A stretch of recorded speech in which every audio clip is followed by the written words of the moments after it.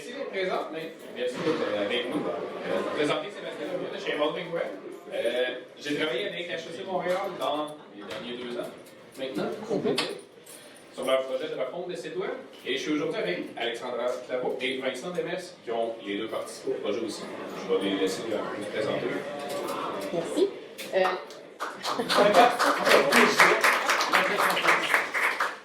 Donc, Alexandra Claveau, je suis maintenant directrice de service et partenaire d'affaires TI à HEC Montréal. Mais ce qui est intéressant dans le projet, c'est que j'avais un autre rôle dans le projet à HEC Montréal auparavant.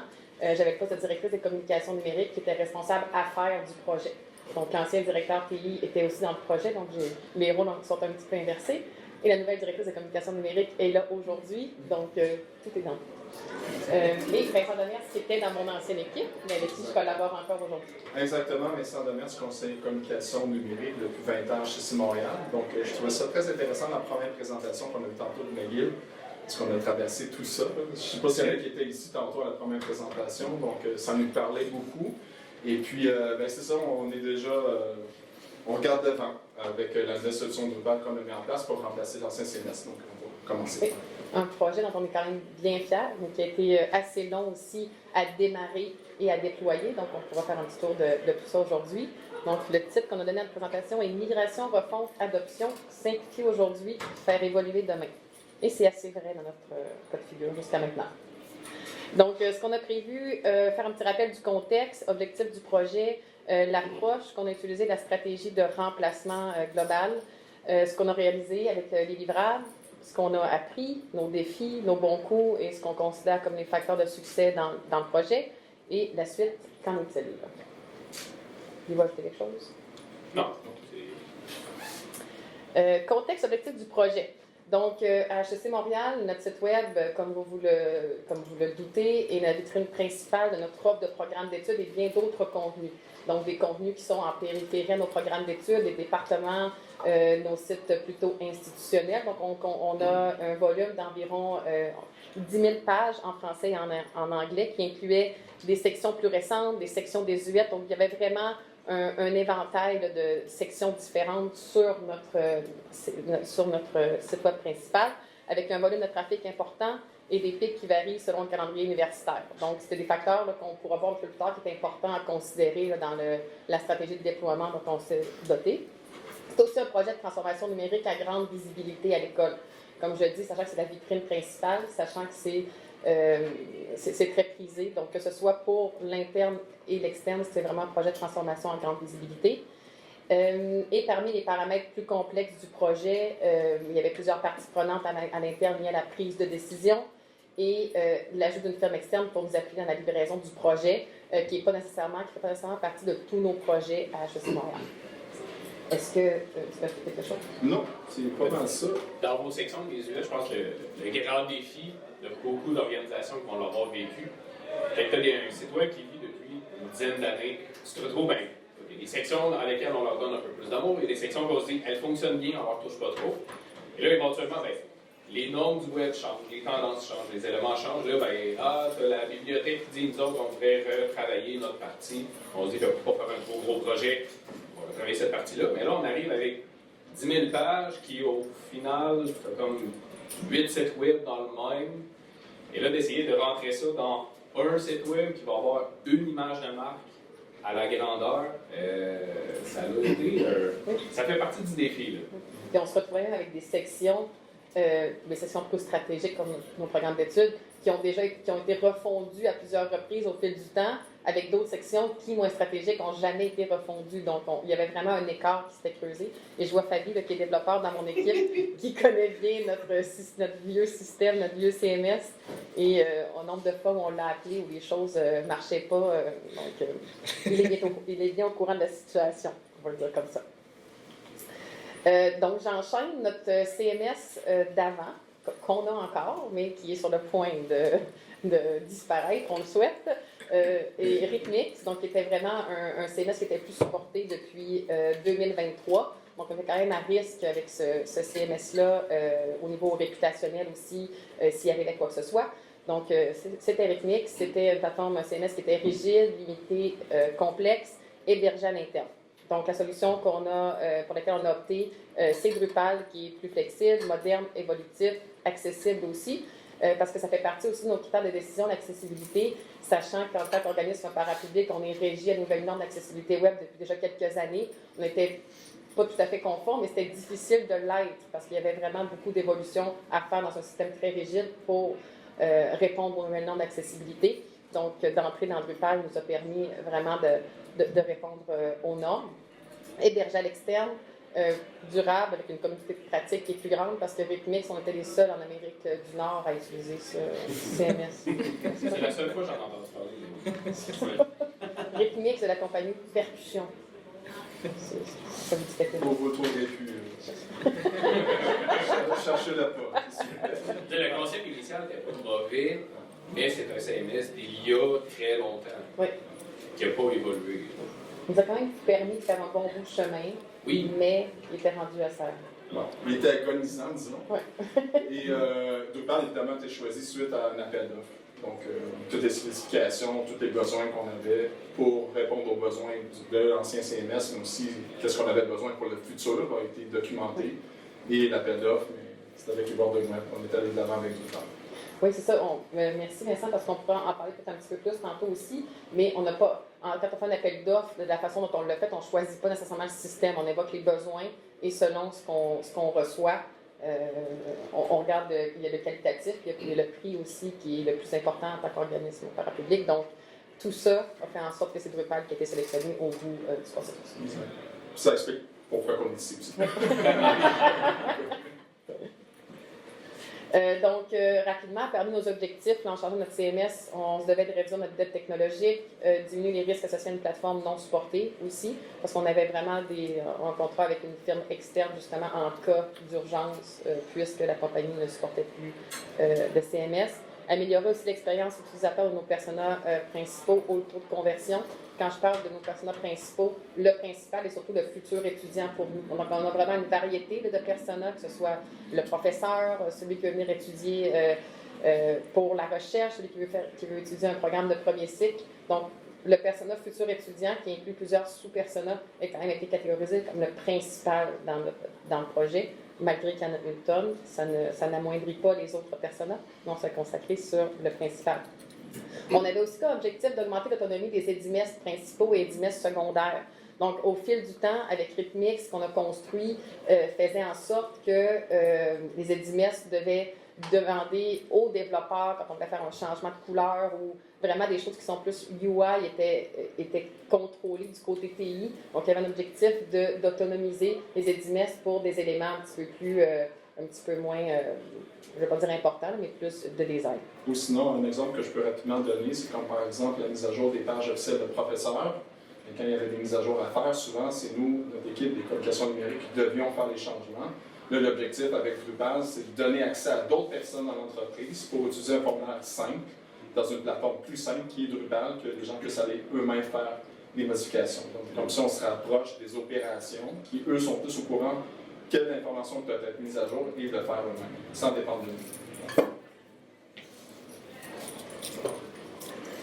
Maintenant, notre approche et la stratégie qu'on a priorisée est la suivante. Donc, le début et la séquence. Donc, dans un processus là, comme le nôtre à HEC Montréal, pour lequel il y a plusieurs instances décisionnelles, on doit préparer un dossier d'opportunité, un dossier d'affaires pour approbation.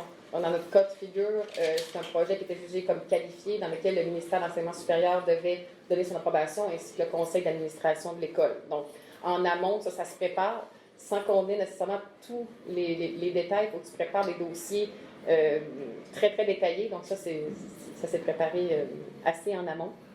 Et dans ce contexte-là, il a fallu qu'on détermine les contenus les plus critiques. Parce que si on partait d'un projet où on transférait les 10 000 pages de HEC.ca, ça devenait un projet qui était énorme, avec une portée qui était énorme. Donc, vous allez voir la stratégie tout à l'heure, on a priorisé les contenus les plus critiques pour un petit peu cadrer la portée de notre projet, puis se doter de la plateforme. Et dans les règles qu'on s'est données pour pouvoir faire aussi passer le projet, c'était d'évoquer seulement la migration de contenu. Donc, le projet pour lequel on a eu l'autorisation, c'est de migrer le contenu. Donc, la refonte des contenus, revoir tout ça, c'est un petit peu fait en parallèle du projet de migration. C'était très, très important pour la reddition de compte qu'on parle d'un projet de remplacement de plateforme dans lequel on migre les pages. Donc, tout ce qui a été fait par rapport à la refonte a été fait en parallèle avec d'autres équipes à l'interne pour être sûr de ne pas empiéter sur le projet de remplacement de plateforme. Est-ce que c'est clair quand je dis comme ça? Ben, je crois. Vous pouvez lever la main. On a constitué une équipe de projet multidisciplinaire à l'interne, donc avec des EDIMES principaux, communication numérique, des EDIMES plus secondaires qui sont très, très impliqués dans les contenus qu'on a priorisés pour nos futurs étudiants. Les développeurs TI, le bureau de projet de la HEC Montréal est impliqué aussi. Donc, on a vraiment créé une équipe, un noyau d'équipe projet qui travaillait sur le projet de migration. Et on a fait une autre équipe qui était plus pour la refonte parce qu'on voulait quand même améliorer l'expérience utilisateur, comme je vous disais tout à l'heure. Donc, on a créé vraiment une équipe en périphérie pour tout ce qui était conception, UX, UI, pour être sûr que quand on est prêt à livrer le projet, on a déjà les choses de notre côté. Et c'est là qu'Evolving Web sont rentrés avec nous pour nous aider à réaliser ça dans les pages. Je ne voulais pas qu'on oublie le non, mais tu sais, vous avez fait un très gros travail en amont. Oui. Nous, on est arrivés dans le projet et on a vu, OK, il y a comme plusieurs années de travail en amont pour positionner le projet. Ensuite, il y a eu l'appel d'offres pour dire, OK, on démarre la portion qui est plus technique du projet. Oui. Là, c'est quoi la plateforme, c'est quoi les éléments et tout. Parce que si tout ça n'avait pas été fait en amont, la refonte, d'avoir les autorisations pour le nouveau UX, le nouveau UI, on serait arrivé avec l'approbation du projet et on aurait dû faire du copier-coller des contenus si on avait voulu respecter les termes du projet. Donc, c'était très, très important qu'on fasse ce travail-là en amont. Puis, il y a eu des défis dans ce travail-là en amont parce qu'on ne savait pas quel système on aurait non plus. Donc, il a fallu quand même naviguer avec des variables qu'on n'avait pas nécessairement. Mais ça a été quand même, je pense, la meilleure façon de faire. C'était bénéfique parce que ça nous a fait gagner du temps. Donc, c'est sûr qu'on a travaillé sur des choses, on ne savait pas quel système, comme tu as dit, ou comment on allait le réaliser. Mais c'est pas grave, ça nous a fait gagner du temps. Oui. Non, de notre côté, bien, ça a été d'écouter à un moment donné cet amont-là. C'est quoi les éléments que vous avez absolument besoin dans le projet, c'est quoi les éléments critiques pour respecter toute la poutine qui est dans notre autour de partie ça. apprentissage. Ouais. Ça a été quand on est arrivé, là, début de la séquence même aussi. Parce que quand on est arrivé, c'était important pour nous de le comprendre rapidement. Pas juste on va le voir dans les défis, des fois un petit peu s'en rendre compte en cours de projet, mais rapidement au début, je pense qu'il y a eu une bonne prise en main aussi. Oui, absolument. Donc, processus d'appel d'offres, arrivée du fournisseur Evolving Web et début de prochaine collaboration avec nous à ce moment-là. Donc, les étapes là, que j'ai mises sur une petite ligne du temps qui n'est pas trop belle, mais bon, c'est ce que j'ai réussi à faire. Donc, quand je dis que ça date depuis un temps quand même, hiver 2023, donc quand je parle du processus des instances à l'interne, il a fallu faire un dossier d'opportunité qui passe certaines instances. La phase de planification dans laquelle il y a un dossier d'affaires, demande d'information. Donc, tout ça, c'est vraiment plutôt administratif, mais on se devait de le faire relativement rapidement parce qu'on se le rappelle, notre système est plus supporté depuis 2023. Donc, on avait, nous, des sons de cloche du fournisseur depuis déjà un temps que le système serait plus supporté, mais on n'avait jamais eu l'information officielle, ce qui ne nous permettait pas d'aller de l'avant avec l'autorisation de HEC Montréal, parce qu'il fallait l'information officielle compte tenu des coûts associés à chaque plateforme. Hiver 2024, l'approbation du dossier, le dossier d'affaires a été approuvé et c'est là qu'on a passé là, en mode exécution au printemps 2024 en lançant l'appel d'offres.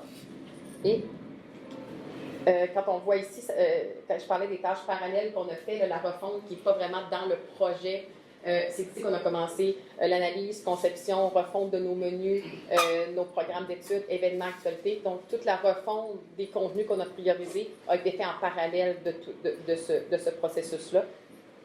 Et c'est en décembre 2025, donc en décembre dernier, qu'on a déployé notre premier lot de contenu sur hec.ca. Donc, dans la stratégie qu'on a déployée, on va voir à la prochaine slide, on est allé par itération. Donc, on a lancé un premier lot de contenu en décembre dernier et ça va se poursuivre jusqu'à temps qu'on se libère de réponse. Free at last. Et donc, si vous voulez, tantôt, si on a le temps, on pourra aller voir le site web. Donc, c'est surtout la section où on essaie de vendre les programmes d'études, évidemment, auprès des futurs étudiants. Donc, ça se peut que quand vous naviguez sur le site web, des fois, la navigation est différente. Par exemple, si vous allez dans la section étudiants, c'est encore l'ancien UI, l'ancien menu, mais à terme, c'est qu'on va tout rapatrier dans la nouvelle plateforme, tout de façon unifiée. Évidemment, on va essayer de finir avant l'année 2026, idéalement. 27. Oui, maintenant, je suis rendue au TI, là, je vais être plus rigide sur le moment de fin. Là. C'est vrai, hein? Ah ouais. Ça va faire un suivi serré, je pense. On tient la plug sur Rhythmix, là. C'est ça. Plus chaud. À la limite. Donc, comme je le disais, la stratégie de déploiement a vraiment été, là, le plus gros du travail, c'était de prioriser ces contenus-là avec, à l'interne, chaque personne aussi, pour chaque personne à l'interne, leur contenu est le plus important. Donc, cette gestion-là des attentes auprès des participants internes a quand même été importante, de le faire correctement, de rencontrer plus souvent qu'autrement les gens. Fait que finalement, je pense que ça a bien passé parce que tout le monde s'entendait sur le fait que si on n'a pas d'étudiants dans notre université, ben, on est pas mal là pour ça. Donc, puis que les autres contenus reviendraient quand même relativement rapidement. Donc, mise en ligne progressive du nouveau site tout en maintenant l'ancien site. On a des gras tantôt. Tantôt, on parlait d'écart dans l'ancien système rythmique. C'est sûr qu'on a encore un écart en ce moment, là, mais avec Drupal, quand même, l'intention, c'est que cet écart-là se réduise là, quand même rapidement. Autre point, au cœur de notre stratégie, c'est qu'on a décidé, Evolumen nous a proposé au début de projet d'aller avec un système de composants dans Drupal. On ne travaillait pas comme ça dans Rhythmix, à proprement dit. Il y avait des content types, mais un système de composants en bonne et due forme n'était pas notre façon de travailler. Donc, Evolumen a vraiment introduit ce concept-là, concept pour lequel on a adhéré. Et je te laisserai peut-être Oui. enchaîner. Les systèmes de composants, l'objectif qu'on avait derrière, c'est d'envoyer beaucoup HEC avec les défis qu'il avait vécu sur le temps, de dire, c'est difficile de faire une refonte d'un site au complet, d'un envergure comme ça. C'est quelque chose qu'on voit dans beaucoup d'organisations. Un défi de comment rester dans la mode un peu du web, dans les dernières bonnes pratiques, dans les derniers éléments. La meilleure solution que nous, on a trouvé souvent cette problématique-là, c'est de travailler avec un système de composants. Parce que tu te retrouves à découper ton site web, tu te retrouves à découper ton design, tes éléments en plus petits blocs. Et là, après ça, tu travailles vraiment bloc par bloc, élément par élément, que ce soit tes galeries photos, que ce soit tes entêtes de site web, que ce soit tes éléments. Travaille chacun de tes composants, les amène dans le site web et dans 3 ans, 4 ans, 5 ans, la composante d'entête devient peut-être plus nécessairement au bout du jour, il faut la refondre. Et tu refais ta composante, tu la donnes à tes intimistes, tes intimistes font le travail de passer au travers du site web, la remplacer, utiliser les nouvelles fonctionnalités, les nouveaux éléments. C'est même que tu es capable de faire un site qui est évolutif, mais aussi en amont, pour la première phase du projet, un design par composante, ça donne un petit peu de rigueur au design, ça demande à l'équipe de design de dire, on va se mettre un cadre. Ensuite, on va devoir travailler les composantes dans ce cadre-là, s'assurer que tout fonctionne bien ensemble, il y a une belle cohésion de l'image de marque. Et après ça, du côté développement, c'est beaucoup plus facile de dire à une équipe de développeurs, on a 15 composantes à développer, il y a 5 personnes, séparer ça selon la complexité, les éléments, tout le monde ensemble, et on le sait, on peut avoir confiance qu'à la fin, dans l'assemblage final, ça fonctionne. Parce que depuis le début, on travaille en mode, c'est des petits blocs qu'on va assembler à la fin, tous ensemble. Et dans le futur, s'il y a un nouveau bloc qui apparaît, qui vient se greffer à ça, devrait aussi bien s'agencer avec le reste, ou si jamais on se rend compte que peut-être qu'à la base, on a besoin d'un peu évoluer, du côté design, côté UX, cette évolution-là peut commencer à rentrer des nouvelles composantes là-dedans, faire un changement graduel, pas faire un big bang, pas remplacer 10 000 pages d'un coup. Même depuis décembre 2025, Fabi, si je ne me trompe pas, on a déjà fait évoluer certaines composantes.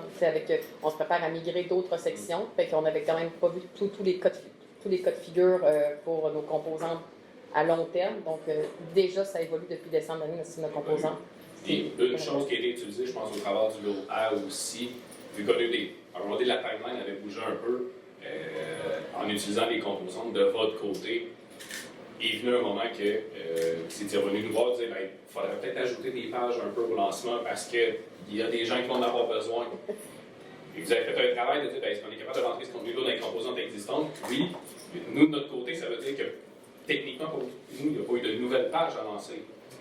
Vous étiez autonome pour dire on va faire un nouveau design de page qui en bout de ligne, prend les blocs existants, c'est correct. vous avez avancé là-dedans. On a été capable d'ajuster le projet avec de toutes les exceptions qui sont arrivées, qu'on n'était pas capable de voir en amont. Scanner 10 000 pages et trouver tous les cas, c'est difficile. Mais là, quand il y a des nouveaux cas qui apparaissaient, tant que ça cadre dans le système de composantes, allez-y, gérez-le. Et le pire scénario, c'est finalement quelqu'un qui veut peut-être faire ajuster quelque chose. Okay, là, on peut partir dans le design, on peut partir dans la réflexion. C'est une manière d'enlever la pression un peu sur le projet, d'avoir à gérer 100% des cas d'affaires. Tout ce que je peux dire en fait, c'est qu'on avait déjà une forme de système design avant HEC Montréal, c'est juste qu'il n'avait pas été aussi systématisé que maintenant. Donc, Building Web nous a vraiment aidé à voir plus loin, pour faire en sorte que ça soit plus évolutif, puis qu'on ait moins de travail à faire plus tard. Puis quand on fait rentrer d'autres partenaires à l'interne pour faire évoluer certaines composantes, qu'on parle tout le temps de la même chose, et puis qu'on ne soit pas surpris par des nouveautés. Il y en a des nouveautés, c'est correct, mais de toute façon, c'est souvent lié à des nouvelles sections du site. Donc, en général, il n'y a pas de surprise jusqu'à maintenant. Donc, non, ça va bien. D'ailleurs, récemment, on a lancé la section du site qui s'appelle « À propos de HEC Montréal ». Donc, ça nous a laissé le temps, premièrement, de sortir toute la section des programmes. De l'autre côté, on est en train de travailler avec des rédacteurs, des concepteurs, nouveau UI pour monter les maquettes des pages de la section « À propos ». Plein de textes à remplacer, à fine-tuner pour les SEO, puis aussi pour tout ce qui est relié à l'AI. Et puis, maintenant, ça a été lancé récemment. Donc, puis on continue, section par section du site. On a mis une couple de slides qui présentent un peu, mettons, le fichier Figma, le système de composantes, ça peut ressembler à quoi? Et le travail que vous avez fait là, du côté Figma est quand même... Dans Figma, il y a un menu dans lequel on peut naviguer dans le système de composantes, séparer atomes, molécules, organismes. Le but, c'est de partir des petits morceaux, des boutons. Tu peux aussi en molécules, certains petits assemblages. Puis les organismes, souvent les organismes, c'est ce que les étimistes vont avoir accès un peu plus, de dire, tu vas pouvoir faire une en-tête de site. Mais dans le système de composantes, on présente toutes les options. Les développeurs ont mis en place toutes ces options-là. Et souvent, la slide d'après, on voit une utilisation. Et dans l'utilisation de la composante, on n'avait pas besoin de l'icône, on n'avait pas besoin de certains éléments. Et que ça va, côté développement, on a tassé ces options-là, on a simplifié un peu l'utilisation de cette en-tête-là dans ce scénario-là pour l'équipe des DIMES. Mais l'option existe. Il y a d'autres endroits dans le site web qui n'ont eu besoin de ces options-là. On les a ajoutées, on les a mis en place. C'est une question de, dans l'administration, vous pouvez maintenant le faire dans un cadre précis, mais ça donne quand même cette flexibilité-là, design, développement, justement, pour avoir essayé d'imaginer tous les scénarios, on met des outils en place, on se permet d'avancer. À noter qu'on a ajouté justement ça dans le projet de la formation avec Figma, avec Evolving Web, parce qu'on n'utilisait pas Figma à HEC Montréal. On était avec Adobe XD. On utilisait deux systèmes différents pour le UX et le UI. Là, ça nous permet, c'est pas encore tout à fait non plus finalisé en termes de processus interne, mais l'intention, c'est que nos UX et nos UI utilisent Figma pour qu'on puisse avoir le même système, un système plus collaboratif.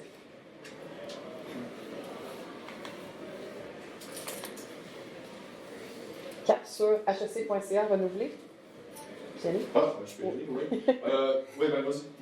Ah, mais c'est moi qui ai mis les screenshots en bas. Oui, c'est ça. Je pourrais en parler, mais je pense que c'est une meilleure idée. On a en question d'un peu battre le démon, des démos qui... il suffit qu'on essaie d'ouvrir le site HEC et il ne marche pas là. On s'est mis une couple de screenshots, exemple, la page d'accueil, nouveau visuel, nouveau branding, mais vraiment, s'il y en a qui sont le site d'HEC avant, une belle différence. Peut-être le changement de paradigme, ce qui a été le plus difficile à passer, et je pense que ça vient aussi pour appuyer ça, le menu. Vous voyez, on est vraiment allé pour un menu burger, un menu mobile sur tous les écrans. Donc, on va souvent voir là, un menu qui est adapté au grand écran. On a vraiment conçu mobile first, donc l'expérience sur mobile est vraiment parfaite. Sur le grand écran aussi, mais on a vraiment conçu mobile first. Puis évidemment, en faisant ce changement-là, on continue à regarder notre Google Analytics pour voir est-ce qu'il y a une baisse de fréquentation, est-ce qu'il y a moins de demandes d'admission qui rentrent et tout ça. Donc non, il y a autant de gens qui appliquent, qui déposent des demandes d'admission, donc ça va bien de notre côté. Donc ça confirme qu'on a fait le bon choix pour alléger le haut de page, puis vraiment se concentrer sur les contenus, puis l'expérience utilisateur, et storytelling. Donc on essaie de faire à travers ce qu'on connaît comme contenu. Donc je vois des gens rigoler derrière. Est-ce que ça parle? J'imagine que oui. On poursuit. L'autre screenshot, celle-là, c'est une page programme qui est vraiment le noyau du site. Oui. Avec le noyau du projet, on va être le noyau du site, toute la vie du site web. Oui. Puis on voit qu'on a réutilisé la composante d'entête. Mais là, on avait des besoins tellement spécifiques. Je pense côté design, on s'est juste dit, ben on va en faire une version spécifique programme. On va l'utiliser à cet endroit-là. C'est correct. Du côté développement, ça a été extrêmement plus long à implanter parce que le système de composantes laisse la place à tout le monde dans la verticale. Le développeur va dire, ben, je pars de ce qu'on a. J'en fais une nouvelle version, une nouvelle itération. Je vais juste ajouter les éléments qu'on a besoin de ce qu'on a spécifique présentement. Sachant que nos pages programmes sont très stratégiques, puis sont vraiment les pages qui nous amènent à notre taux de conversion. Donc, une conversion, c'est de faire une demande d'admission. Il y a quand même aussi, on a beaucoup de parties prenantes, là, les directions administratives, les directeurs pédagogiques de nos programmes d'études. Donc, on doit quand même avoir un minimum d'informations dans le premier pli d'écran pour permettre aussi aux parties prenantes d'être satisfaites. Il faut aussi prendre ça en compte. Là. Donc, d'avoir la demande d'admission vraiment toujours dans le premier pli d'écran. Puis ce qu'on a ajouté, c'est nos widgets ici qui nous permettent d'aller vers d'autres sections qui nous permettent d'atteindre le taux de conversion. Donc, le téléchargement de notre brochure, par exemple, accéder à nos séances d'information, encore une fois, déposer une demande d'admission. Donc, les widgets qu'on a ajoutés sont vraiment, amènent l'utilisateur à des endroits où on peut convertir l'utilisateur en futur étudiant. Puis évidemment, ben, nous, on s'est assuré qu'on est capable de tracker quand la personne elle va ici, elle bascule vers une autre plateforme, jusqu'au paiement de sa demande d'admission, qui est là calculé comme une conversion jusqu'à Google Analytics. Ça fait que on traque absolument tout, puis on est en mesure après ça de fine-tuner nos interfaces selon la performance qu'elle nous donne. Évidemment, bien, vous voyez ici, over the fold, on voit là, nos call to action sont clairement présentés en premier. C'est vraiment pas. L'objectif, c'est que la personne les voit tout de suite, elle sait où les trouver, mais peut quand même aller consommer l'information marketing qui est présentée en dessous.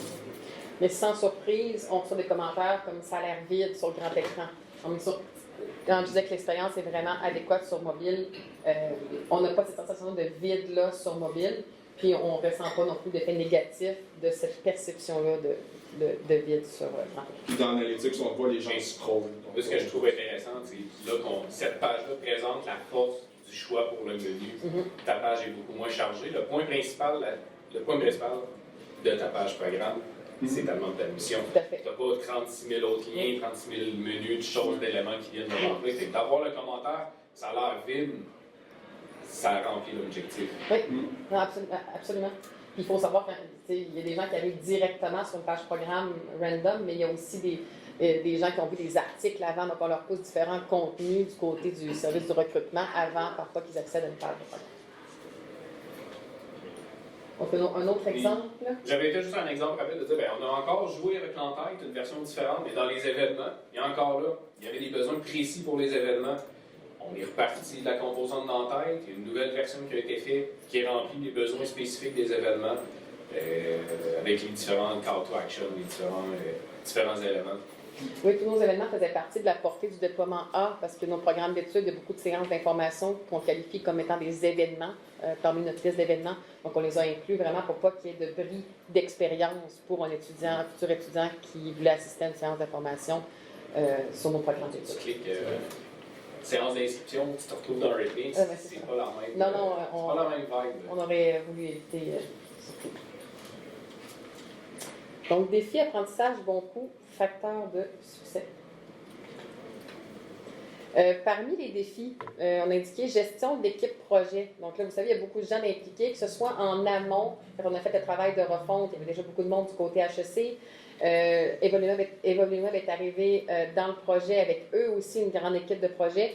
Donc, il a vraiment fallu qu'on s'ajuste par rapport à la gestion des équipes. On a quand même fait plusieurs essais sur la structure de l'équipe et des rencontres. On est vraiment arrivé à un modèle qui fonctionnait, je pense, de part et d'autre. Il a fallu qu'on en discute, il a fallu qu'on parle puis qu'on regarde quelle rencontre était les bonnes pour quelle personne pour qu'on puisse être fluide selon les sujets dont on avait à discuter.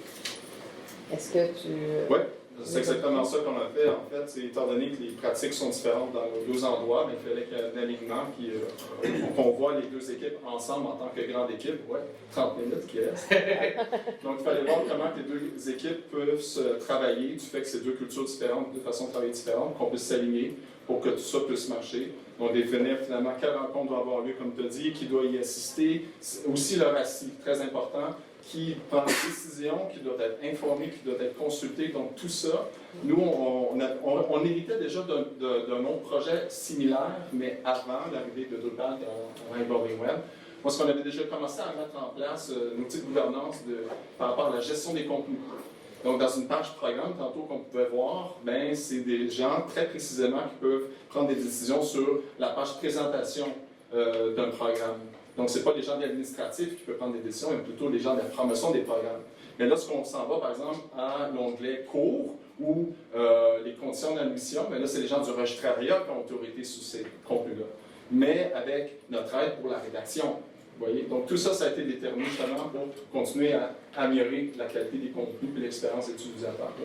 Puis évidemment, mais, un coup qu'on s'est syncé les deux équipes, Evolving Web et nous, après ça, je pense que ça soit bien été après. Sébastien pourra répondre aussi à ce point, au point que je veux faire, mais je ne sais pas si Evolving Web est habitué à ce point à faire comme une seule équipe, parce que le UX, le UI restait, on souhaitait que ça reste à HEC Montréal, donc on a vraiment séparé les tâches, on était une seule et même équipe projet.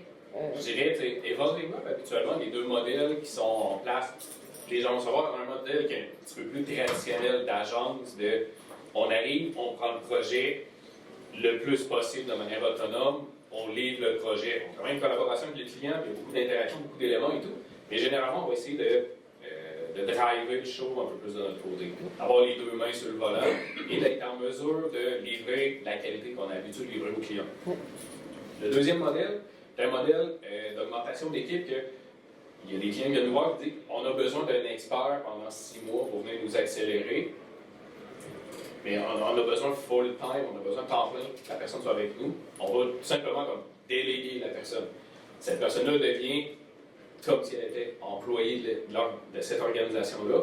On ne s'en occupe plus beaucoup de notre côté, à part la facturation, la paie, des choses comme ça. Mais le reste, ils ont carrément accès dans les systèmes du client, les éléments et tout sont considérés comme si étant employés.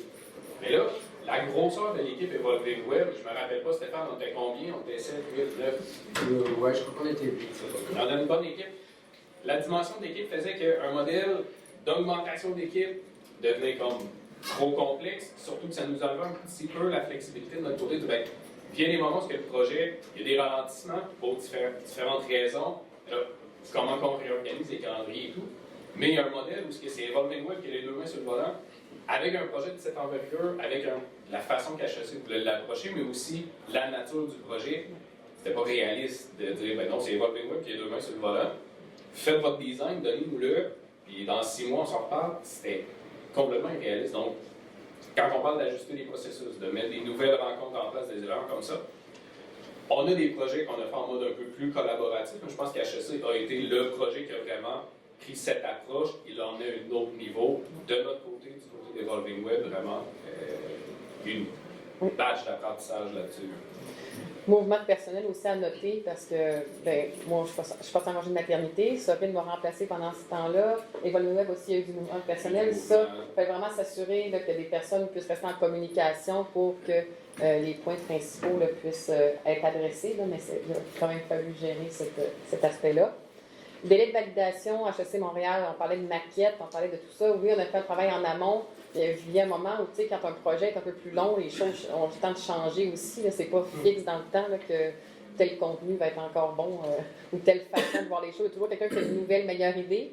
Bien sûr, on ne les accepte pas toujours, mais il y a parfois où il faut faire la part des choses, entre la légitimité aussi des choses à modifier. Il y a quand même eu certains délais de validation par rapport de notre côté, par rapport à certaines maquettes, que les développeurs avaient besoin assez rapidement, finalement. Donc, ça a quand même fait partie des défis qu'on a eu à gérer. Et aussi la portée du premier déploiement. Donc, la portée dont je vous parle en décembre dernier, je vois Stéphane qui fait oui. Je me rappelle qu'on a eu des bonnes discussions sur cette portée, parce qu'on s'est rendu compte en cours de projet que finalement, la portée de décembre n'était pas la même dans ma tête et dans la tête de Evolving Web. Donc, mais en fait, il y a plusieurs raisons à ça, dans le sens où dans l'appel d'offres aussi, ça restait à très haut niveau, la portée du premier déploiement. Moi, on en parlait beaucoup, nous, avec l'équipe interne de cette portée-là. Même quand on avait parlé avec Evelyn Webb, c'était pas, on n'avait pas vraiment la même était- perception de la portée. Donc, il a fallu qu'on fasse un amendement là, pour qu'on puisse s'entendre sur cette portée. On a réussi. L'appel d'offres était quand même très axé sur un choix technologique. Oui. Et, tu sais, il y a beaucoup de requis pour le choix technologique. Mais là, maintenant, là-dedans, c'est quoi la portée que la plateforme a besoin de faire au lancement versus, ben, ça peut être fait plus tard, c'est un choix technologique qu'à un moment donné, l'équipe interne va implanter. Déjà là, ça a été un peu le défi. Puis après ça, ben, la portée de exactement les pages que vous voulez lancer, les sections, les éléments. Il y en a qui étaient clairs, il y en a qui ont dû évoluer avec le temps aussi, il y a ça. Il y a des choses qui ont dû évoluer avec le temps. Ouais. Donc, ça a été il y a eu quelques discussions là-dessus, mais encore là, quand on parle d'ajuster les équipes. visages étaient.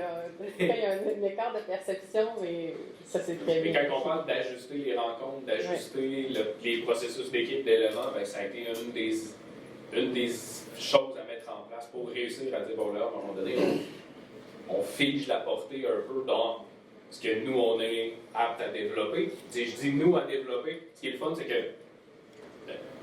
une des réalités que la gestion d'équipe qu'on a mis en place a apporté, c'est qu'on a des gens qui étaient comme partie de l'équipe HEC pour le projet, mais les développeurs HEC étaient comme un peu mes développeurs. Je leur assigné des tâches, je leur assigné des choses, je révisais leurs tâches, je révisais leurs choses. Donc, on a des gens de HEC qui devenaient un petit peu tatoués Volving Web aussi. Et c'est au travers de tout ça qu'on a fini par un peu voir la lumière au bout du tunnel avec la portée, puis faire en sorte que ce soit live en décembre à 5 h du matin. Exactement. Mardi 9. Mardi 9 à 5 h. Mardi 9 à 5 h du matin. Oui, je m'en souviens. Ça a fonctionné, ça a été on. Ouais. On a fait nos vérifications, tout le monde est heureux. Oui. Ouais. Ça marchait. C'était pas mal la dernière date disponible avant les fêtes, là, sachant que là, les gens sont plus là à telle date. Sur le 9 décembre, on a étiré ça là, au maximum. Il fallait que ce soit en 2025. Oui, parce que parmi les premières slides, je vous rappelle, une des premières slides, c'est marqué que le timing est important parce qu'on a notre calendrier universitaire. Ouais. Parce que les gens sont en train de magasiner leur programme et tout. Fait qu'il faut s'assurer que le site réponde durant certaines périodes parce qu'il y a des pics de consultation. C'est pour ça que c'est sorti le 9, sinon c'était un peu trop loin dans le temps. Le défi, est-ce qu'il y en avait d'autres que ça? Bon, c'était juste pas mal. Ouais. Mais ça fait un bon tour aussi. Oui. Parce qu'après ça, je pense que c'est moins des défis, puis plus des constats Oui. qui ont mené à faire des Oui. bons coups. Parmi nos bons coups, la gouvernance. C'est pas toujours la chose la plus facile à mettre en place. Vincent parlait de RACI tout à l'heure. On en avait déjà pour la gestion des contenus, ce qui nous a facilité la vie dans ce projet-là. Je pense vraiment que c'est un incontournable là, d'avoir une gouvernance claire, même si ça crée beaucoup de discussions. Ensuite, ça permet de faciliter l'opérationnel. Parce qu'une fois c'est défini, après ça, on n'a pas à se reposer la question. Oui. À moins qu'il y ait des grosses restructurations, mais quand ça s'est posé comme fondation, si on dit, bien là, on hésite sur telle chose, mais on regarde le RACI, on sait exactement qui on est. Quand on commence le RACI, puis qu'il y a 4 personnes qui veulent être imputables, il faut toujours finir avec une personne qui est imputable des choses. C'est vraiment un défi, mais une fois que c'est fait, c'est un outil très utile pour les équipes. Le comité de pilotage aussi qu'on a mis en place était très utile dans le cadre du projet. C'est là où on pouvait discuter peut-être d'enjeux à plus haut niveau ou même de bonnes nouvelles aussi, pour que toute l'information percole à l'interne aussi, parce qu'il y avait des personnes de différentes directions en comité de pilotage qui sont plus stratégiques. Donc, ça permettait vraiment que le projet puisse prendre son envol avec ce comité de pilotage-là.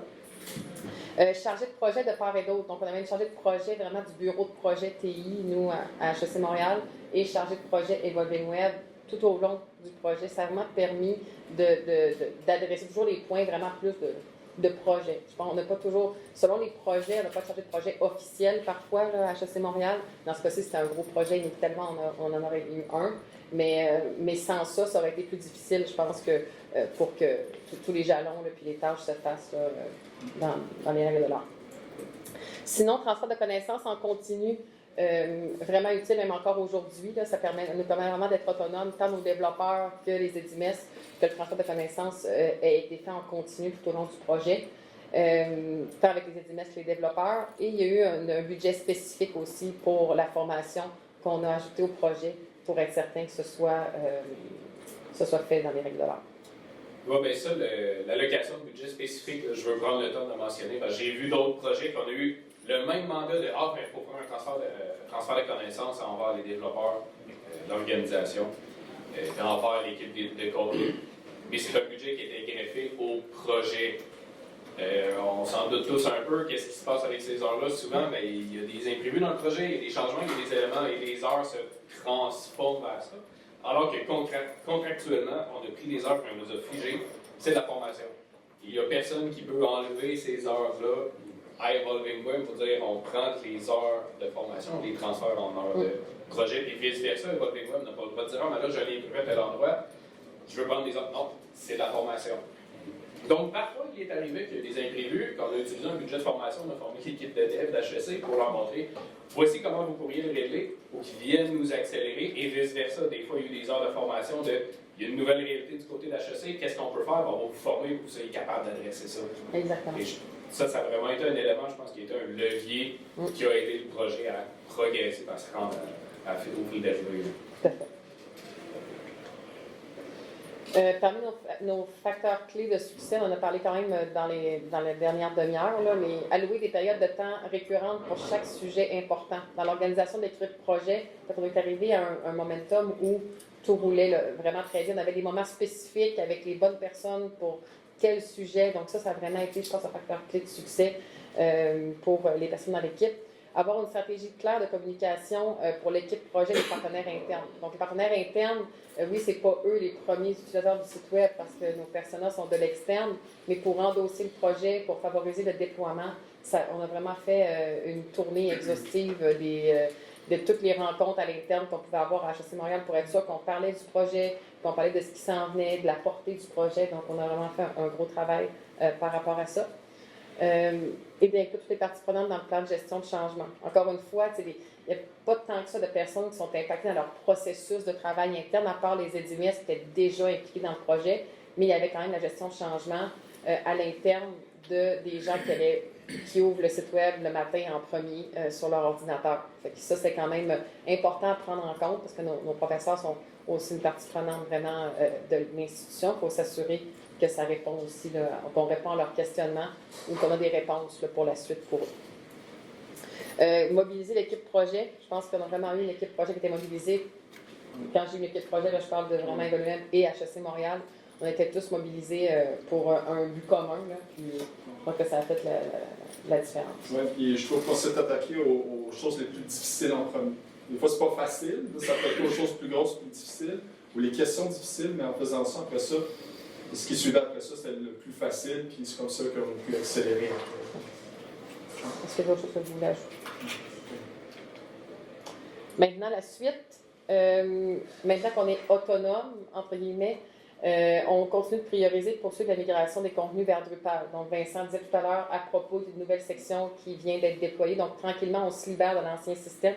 Tranquillement, rapidement. Oui, tranquillement à raison de beaucoup de pages par jour. C'est ça. Tout en faisant évoluer notre système de composantes. Donc ça, c'est vraiment un bon coup là, dont on est fiers de faire évoluer ce système-là. Ça permet qu'on parle plus le même langage à l'interne, tant au niveau des communications que la DPI. Bonifier la documentation, poursuivre la formation des EDIMES. Donc on veut vraiment s'assurer qu'il n'y a pas d'écart, encore une fois, qui se creuse dans les façons de faire pour qu'on se retrouve avec une espèce de monstre à trois têtes, là, comme notre ancien système l'était. Donc vraiment faire attention à cet égard-là, de documenter, poursuivre la formation. Même que ce soit pour l'entrée de contenu ou même l'accessibilité. Donc, tout ça, on met ça ensemble pour la formation des gens à l'interne. Puis, revoir certains processus de diffusion et d'intégration de contenu, ça fait partie des choses à venir également. Auparavant, les rédacteurs, par exemple, nous faisaient des demandes aux EDIMES pour corriger certaines coquilles dans des pages. L'intention, c'est de rendre certains rôles un petit peu plus autonomes pour qu'ils puissent eux-mêmes aller faire les corrections, puis qu'on ait des gains d'efficacité pour les EDIMES plus principaux. Donc, ça paraît peut-être de base, là, mais c'était quand même un processus qui était lourd dans notre ancien système, qui nous permettra de faciliter les choses pour l'avenir. Ça fait tour. J'ai rien à dire. Enfin, moi que des mais questions. c'est que j'ai tout dit. Ben, à moins qu'il y ait des questions. Des questions? C'est-tu la dernière? Oui, c'était la dernière. Merci.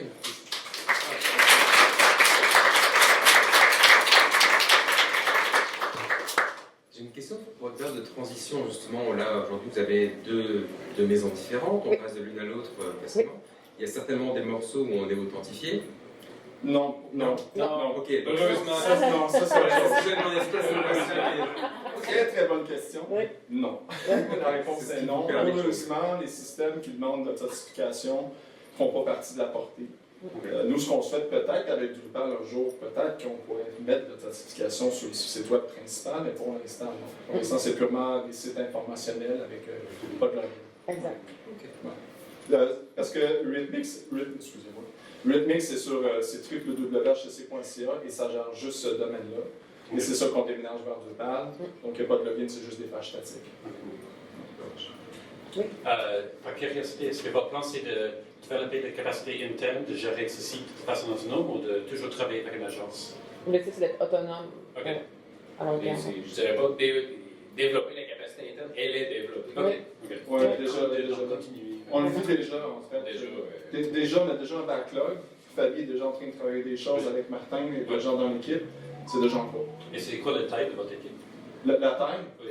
Dans Interne à mon équipe de développeurs, il y a 2 développeurs à temps plein qui sont sur CMS. OK. Donc, les autres sont sur d'autres projets au niveau TI. Côté communication, 4-5 à peu près. Ouais. Donc, rédacteur, concepteur, idéateur. Mais dispersés dans toute l'université, on a peut-être 80 ZMS. Ouais. Donc, les communications numériques sont vraiment les ZMS principaux. OK. Avec les développeurs, c'est vraiment eux qui gèrent la priorisation des choses, puis qui sont les experts. Mais il y a quand même presque 80 ZMS qui peuvent faire des changements de contenu sur HSC.ca. Le product owner de HSC.ca, c'est la direction des communications pour laquelle je travaille, pour laquelle Alexandra travaillait. Maintenant, elle est passée du côté. L'autre côté, finalement. J'allais dire côté action, mais non, c'est pas ça. Côté sombre. Donc c'est ça. Comme product owner, mais on travaille main dans la main parce qu'on dépend de notre équipe TI là, pour nous aider et améliorer ce web. Il y a un modèle que j'aime bien pour la question, est-ce qu'on va être autonome? Oui, être autonome, mais j'aime le modèle avec des heures qui nous permettent quand même d'avoir une relation. Quand on a des questions ou des besoins supplémentaires, ou besoins, maintenant que les fondations sont installées, j'aime le modèle où on peut... c'est un peu comme ça qu'on travaille en ce moment. On se parle de temps en temps, même chose avec Martin. Quelqu'un a besoin d'expertise un peu plus grande, qui ont juste des questions. Entre 2 approches, on hésite un peu. Là, l'expérience qu'on a de notre côté en agence, ou d'autres projets, voici ce qui a été fait. Ça les aide, ça les guide là-dedans. Il y a toujours la question de. Je la pose toujours la question en arrière. On reste une agence quand même, mais avez-vous le temps de l'imparler, vous voulez qu'on vous le fasse pour vous autres? Mais ce bloc-là existe. Des fois, on va dire oui. À un moment donné, on va me faire dire oui parce que c'est urgent, c'est pressant, puis on peut vous accélérer. Exactement. Oui, j'aurais 2 questions. La première, vous avez parlé de SEO et LLM. Oui. Qu'est-ce que vous avez choisi de faire pour sortir dans les améliorer la qualité de nos contenus.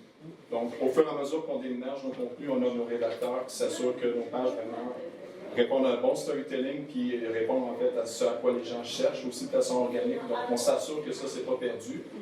Puis, étonnamment, le trafic est resté tellement. Parce que souvent, quand on implémente une nouvelle plateforme sur un nouveau site, souvent, il y a une baisse de trafic. Nous, de notre côté, c'est stable. S'il y a une petite diminution, on a peut-être augmenté la qualité de trafic, par exemple. Donc, peut-être qu'on a plus de conversions, peut-être avec un peu moins de trafic, mais sinon, on réussit à remplir nos classes quand même, puis nos cohortes d'étudiants. Et pour les LLM, c'est une stratégie pas nécessairement totalement définie, c'est assez nouveau. C'est assez nouveau aussi. Mais il y a certains contenus, par exemple, par rapport à nos accréditations. C'est souvent les accréditations, c'est assez important. Quand tu cherches sur ChatGPT quelle est la meilleure école de business en Amérique du Nord, ben il y en a plusieurs qui parlent de leur accréditation parce que sont les seuls à avoir dans le pays cette accréditation-là. Donc, dans nos contenus de page, on va s'assurer de mettre un peu plus d'informations par rapport à ça quand on sait que c'est l'information qui est le plus recherchée, par exemple. Mais on est à nos débuts de Faire rapidement. ce dossier-là. Il y a une autre question. Oui, je vais obligée d'en rajouter une, je vais essayer d'être bref. Est-ce que vous utilisez le schema data? Oui. Okay. Oui, la réponse est oui. Cool. Direct, oui. Tout à fait. En fait, je me suis assuré que ça soit implémenté dès le départ. Cool. Donc, oui, par exemple, les pages d'événements qu'on a vues tantôt, bien, derrière dans le code, il y a un structured data qui vient avec et il y a des données structurées derrière dans le code pour aider à être mieux référencé. Ça, c'est en place. On a fait la même chose aussi avec les cours. Donc, les pages de cours, donc chaque cours qu'on offre, comme les programmes, chaque programme a son cours, chaque cours a sa page. Et puis, il y a des données structurées derrière. Oui, tout à fait. Puis au niveau de UI, UX, j'ai vu qu'il y a certaines pages où vous n'avez pas de fil d'Ariane. Il y a d'autres pages où vous en avez. Qu'est-ce qu'ils ont fait? En général, il y a un fil d'Ariane. On pourrait voir tantôt dans la présentation, il me semble que oui. Mais ça, il n'y en a pas la page d'accueil, évidemment. La page d'accueil, non. Mais les autres en ont une. Ouais. OK. Ouais. Merci. J'ai une question sur la planification de projet quand vous avez fait une partie, parce que j'entends un backlog, montée progressive en autonomie, 70, 80 ZMS, donc il y a un backlog derrière avec autonomiser les gens, il y aura différents rôles dans le workflow pour ceux qui peuvent produire, ceux qui sont non, etc. Dans la construction du projet, à quel moment vous avez introduit ce backlog, comment vous le faites grandir, ou déjà fait, je ne sais pas où ça en est. Il est déjà loadé. Là, on est juste, c'est ça. En fait, on a déjà l'inventaire complet du site web. On est en train de mettre les choses en ordre. Il y a des choses sur lesquelles on est déjà en train de travailler, donc on sait qu'à court terme, c'est avec ça qu'on va sortir. Comme les prochaines pages qu'on va sortir, c'est les pages qui présentent les professeurs, avec leur publication et tout. Donc ça, c'est en cours. Puis après ça, on va juste réorganiser selon les priorités qu'on nous communique. Parce que si la haute direction dit on va mettre la priorité sur ça, mais il y a le projet qui continue, mais il ne faut pas oublier, nous, de notre côté communication, il y a d'autres demandes opérationnelles qui continuent. Là. Parce que ce projet-là, finalement, c'est ajouté à l'opérationnel qu'on avait déjà. Donc l'idée, c'est comment on mixe l'opérationnel pour pouvoir continuer le projet, pour pouvoir idéalement terminer avant la fin de l'année. Donc c'est le défi. Mais oui. Donc dès le 9 décembre, vous aviez le backlog avec les différents rôles prêts à être pourvus. Ceux qu'on connaissait. Si je peux peut-être bonifier là-dessus, à chaque itération de la portée de décembre, parmi les 80 ZMS, il y en a 2 qui sont plus impliqués dans cette portée-là de contenu. Donc, ceux-là étaient vraiment impliqués depuis le début du projet parce que c'est la portée 1. Donc, haute priorisation de contenu, disons, c'est 2 autres ZMS secondaires qui se chargent de cette section-là. Donc, on les implique quand on est rendu à transférer ce morceau-là de contenu, si je peux le dire comme ça. D'ailleurs, maintenant, j'ai formé cette semaine les futurs ZMS dans Drupal de la bibliothèque. Donc, dans la bibliothèque, il y avait des gens qui utilisaient l'ancien CMS, 2 personnes. Je les ai appelés à travers, évidemment, l'approbation de leur directeur en disant il faudrait que je forme des ZMS maintenant qui utilisent Drupal. Et ça s'est fait de façon organique. Donc, on a libéré du temps pour que je puisse les former là-dessus. Puis là, ils rentrent dans le projet. Donc, c'est vraiment pas les 80 qui ont été impliqués dès le départ. Vraiment par contenu qui est responsable, on les intègre au fur et à mesure. C'est ça. Mais vous avez préparé les rôles dès le début. Oui. Mais la structure. Tout à fait. Oui, tout à fait. L'approche avec Drupal, ce qui est intéressant, c'est qu'on peut la faire évolutive. Donc, il n'y a pas nécessairement les 80 rôles qui existent en arrière, mais les développeurs ont la structure nécessaire pour dire, il faudrait ajouter un nouveau droit d'accès. Ajuster un peu les choses parce qu'il y a un nouveau groupe des DMS qui rentrent, qui ont besoin d'accès spécifique. Ils peuvent le faire, c'est rapide. C'est pas créer la demande maintenant et recevoir-la dans 6 mois. C'est rapide à faire. Donc, les communications, arrive une nouvelle priorité, dans quelques semaines, on serait prêt à former telle équipe et tout. Est-ce qu'il manque quelque chose? Est-ce qu'on va ajouter quoi? Font les demandes, ajustent le projet, mettent les choses en ligne, peuvent avancer. Et ça permet d'encore là retirer peut-être un petit peu de pression sur la planification, juste de dire, on a besoin d'une vision à long terme, oui. On n'a pas besoin des détails, de tous les fins détails avant de commencer le projet. On peut graduellement avancer dans le temps. L'idée d'être un peu agile, d'avoir un backlog qui se raffine avec le temps. Il y a une question au fond, oui. Oui. Vous avez parlé d'un Figma, en Oui. En termes de ressources et d'implication, ça ressemble. C'est vrai, au niveau de l'équipe, on a oublié les gens du studio graphique. Oui. Donc, on a une équipe du studio graphique, 2-3 personnes qui travaillent avec nous là, dans Figma, là, à faire évoluer toutes les maquettes. En fait, toutes les pages que vous avez vues là, en fait, ont toutes été maquettées, de A à Z. L'entièreté du site web avec Figma, donc ça ressemble à ça l'équipe. Donc, les développeurs plus nous, les 5-6, 3-4 développeurs, puis ensuite les gens studio, mais le core, je dirais une quinzaine de gens.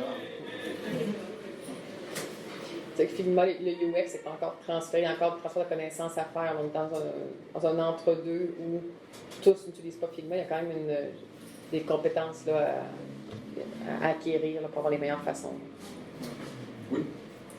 Ma question, c'est par rapport à la documentation. Est-ce que c'est quelque chose que vous avez fait à l'interne ou c'est quelque chose que vous voulez continuer?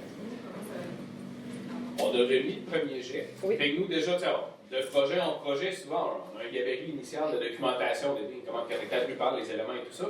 Et ensuite, on rentre dans les détails, on le personnalise un peu plus sur ce qu'on a bâti au travers du projet.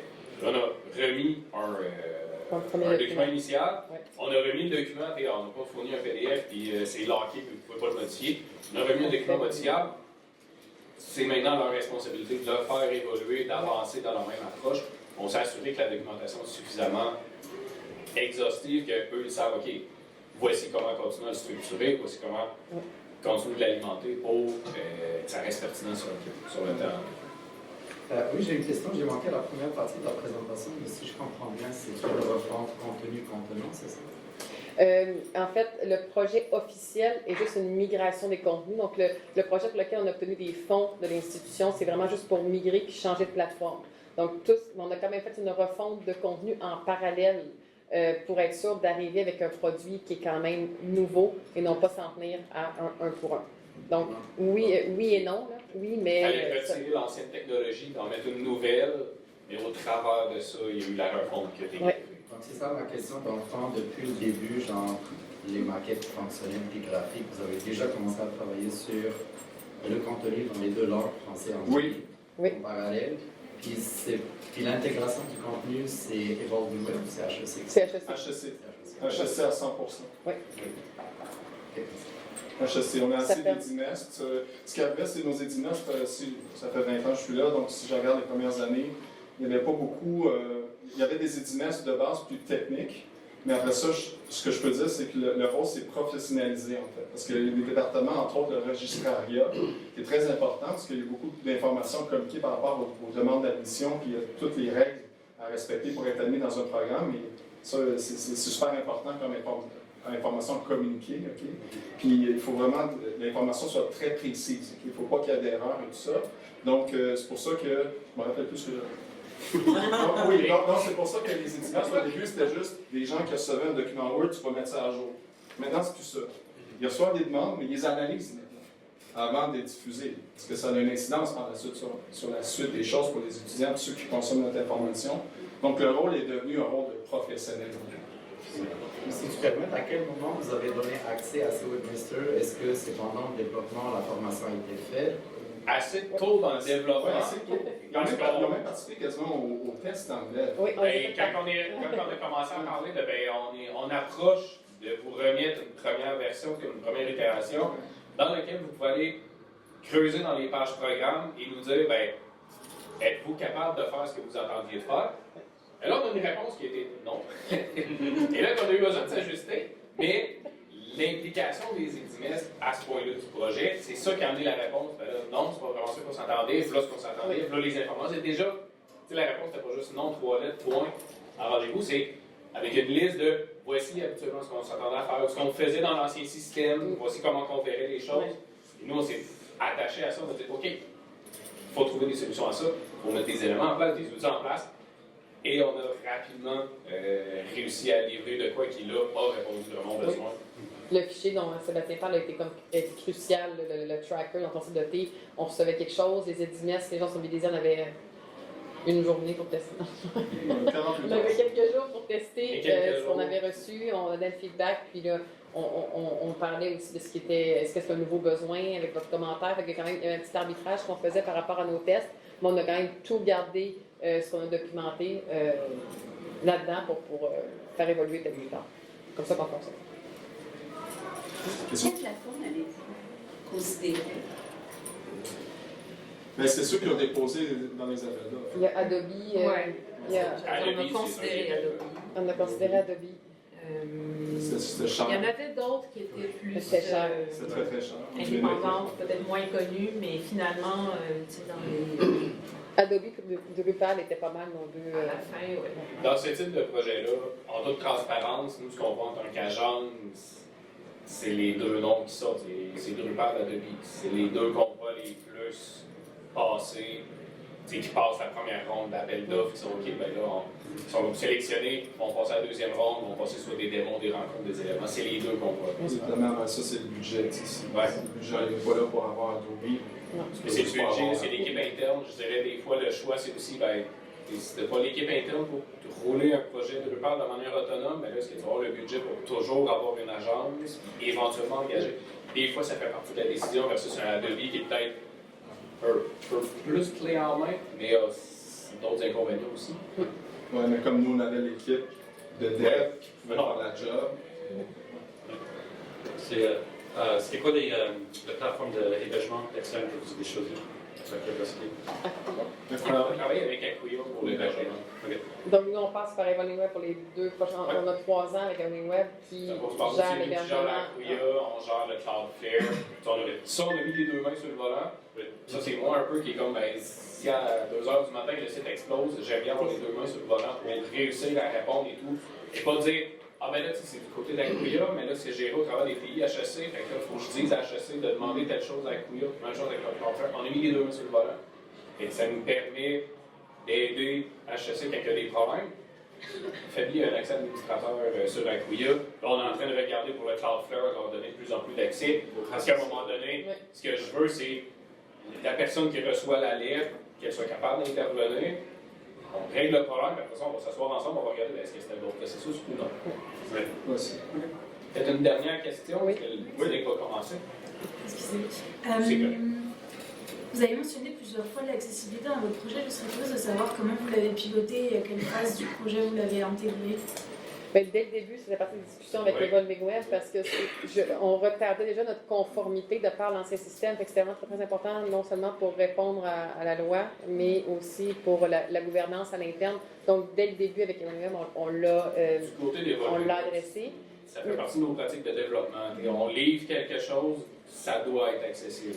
Il y a le côté développement, mais il y a aussi, même si c'est développé de manière accessible, il y a le côté contenu. Donc, dès le départ, nous, on s'est assuré que nos rédacteurs et édimestres étaient au courant des règles de ce qu'ils devaient faire. Donc, dans le transfert de contenu, on a bonifié nos documents Word de contenu pour s'assurer que les bonnes balises étaient là, les bons hypertextes. Donc, même si c'est une migration de contenu, on a bonifié nos contenus pour l'intégration pour s'assurer Dans les règles, mais aussi dans la plateforme Drupal, on a mis des outils qui guident à l'entrée de contenu. Tu vas te faire dire, là, tes ordres d'H1, H2, H3, ça fait pas de sens.